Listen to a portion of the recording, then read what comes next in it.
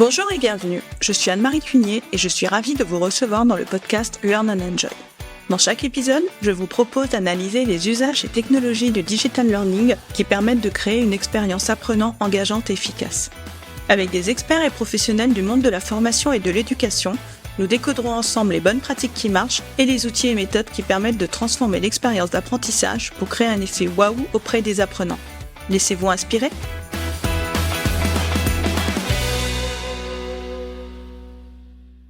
Bonjour Louis et bienvenue donc dans cette mini-série consacrée à l'utilisation de l'intelligence artificielle dans la conception pédagogique.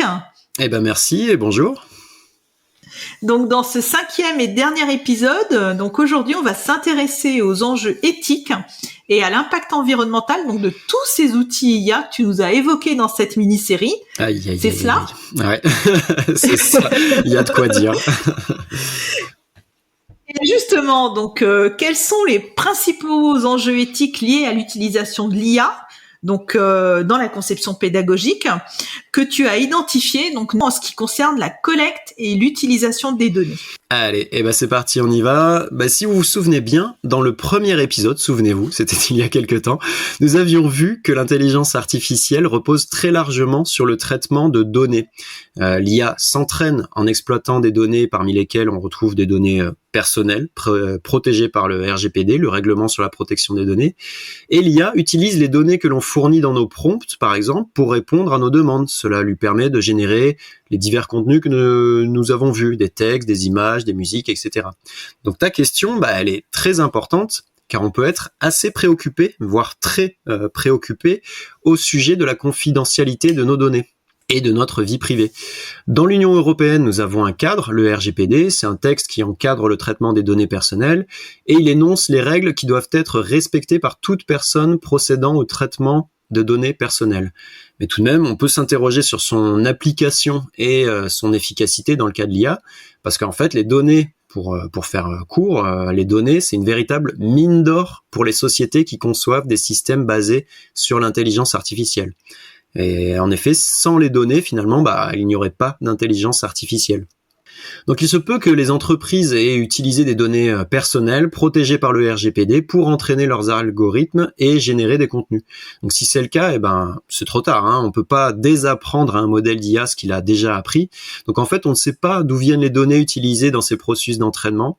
Les entreprises qui développent des IA manquent clairement de transparence sur l'origine et l'utilisation des données, et on ne sait pas non plus ce que deviennent les données personnelles que nous fournissons lors de nos échanges avec des systèmes comme ChatGPT par exemple.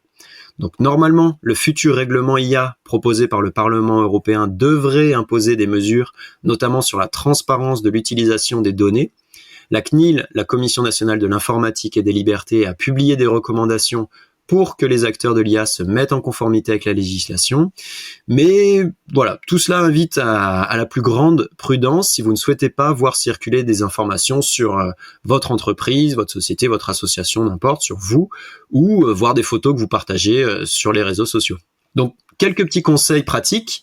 Ne saisissez aucune donnée confidentielle dans une IA générative. Il ne faut pas partager des informations sensibles ou le nom de votre entreprise. Les outils comme ChatGPT ne sont pas immunisés contre les risques de piratage, les fuites de données. Donc attention à ne pas mentionner des informations confidentielles dans les outils d'IA générative. Par exemple, Samsung a découvert une fuite de données qui concernait des informations confidentielles, des comptes rendus de réunion, des lignes de code que les développeurs partageaient pour les améliorer. Et entre juin 2022 et mai 2023, en pleine vague, quand on découvrait ChatGPT, plus de 100 000 comptes OpenAI ont été piratés. Donc, toutes les données personnelles ont été exposées, des conversations privées des utilisateurs, etc.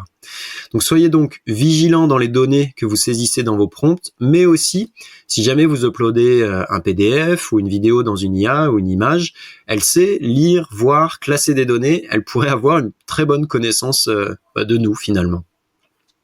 Oui, soyons très prudents lorsque nous confions des données aux intelligences artificielles. Il faut vraiment être très très prudent et faire attention. Et maintenant, si on parle des impacts environnementaux, donc est-ce que tu sais quels sont justement ces impacts environnementaux d'utilisation de l'IA qui est de plus en plus croissante, donc notamment pour ce qui est de la consommation énergétique et des émissions carbone. Et est-ce qu'à ton avis, on peut atténuer ces impacts? Et oui, décidément, tout n'est pas parfait avec l'intelligence artificielle, loin de là. C'est simple, hein, depuis que l'IA générative, elle s'est démocratisée, la consommation des big tech a complètement explosé. Alors, pourquoi la consommation d'eau?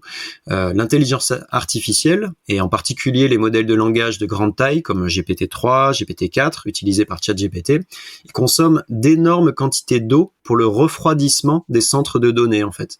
Ce sont les centres qui hébergent les serveurs, qui font les calculs intensifs qu'on a besoin pour nos opérations. Donc c'est ce que nous disions, c'est un outil très puissant, ce qui implique des opérations énergivores, en fait. En 2022, Microsoft a augmenté sa consommation d'eau de 34%, Google de 22%. Et là, nous parlons juste de 2022. Les IA génératives n'étaient pas encore aussi répandues qu'aujourd'hui. Donc la demande croissante en IA, elle risque d'entraîner une augmentation de l'extraction de l'eau autour de 5 milliards de mètres cubes d'ici à 2027, c'est-à-dire la moitié de la quantité consommée par le Royaume-Uni chaque année.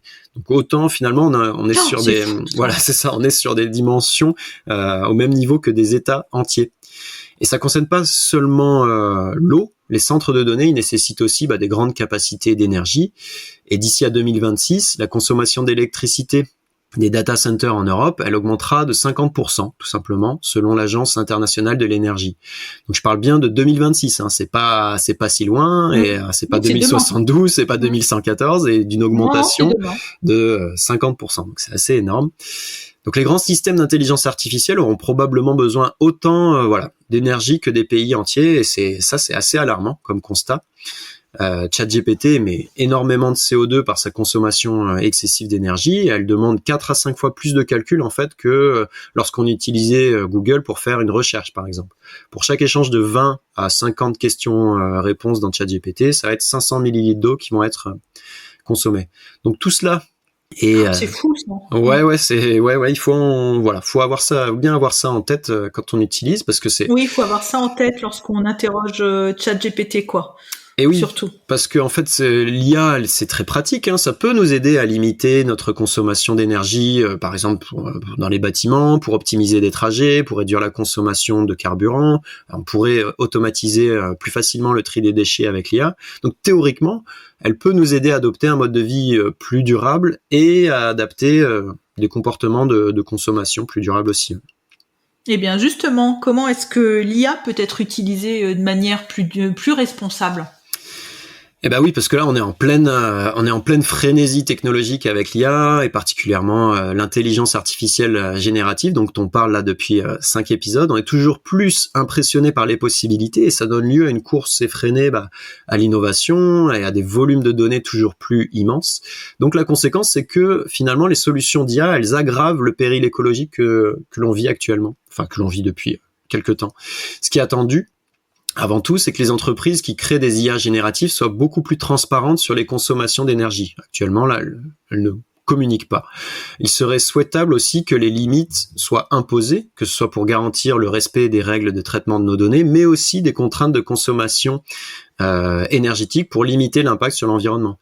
Donc c'est clairement pas suffisant, mais en tout cas, il faudrait cadrer tout cela.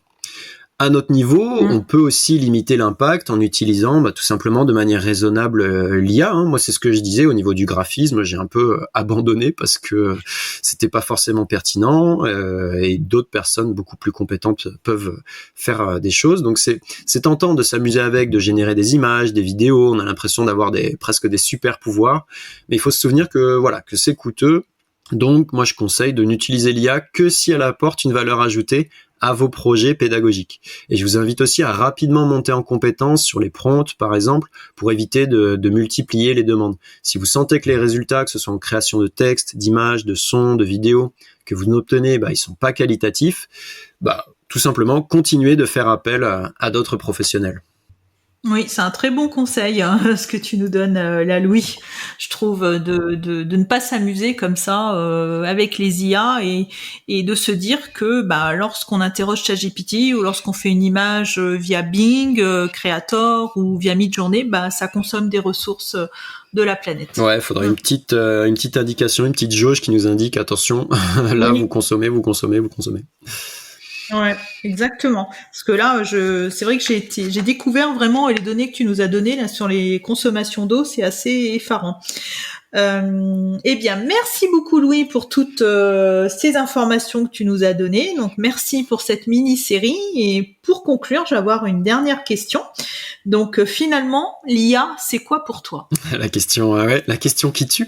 C'est un outil très puissant. On l'a vu, c'est un super assistant de conception pédagogique, évidemment, qui peut nous aider à améliorer nos créations pédagogiques. Elle nous permet d'avoir accès à une boîte à outils utilisable par toutes et tous, et ce, à toutes les phases d'un projet de conception pédagogique. Donc moi, je suis convaincu qu'on a encore beaucoup à découvrir, notamment pour améliorer l'apprentissage. Donc voilà, pour moi c'est tout cela l'IA, et je tiens à te donner un grand merci à toi de m'avoir invité et aux auditrices et auditeurs de m'avoir écouté. J'espère que vous avez learn and enjoy.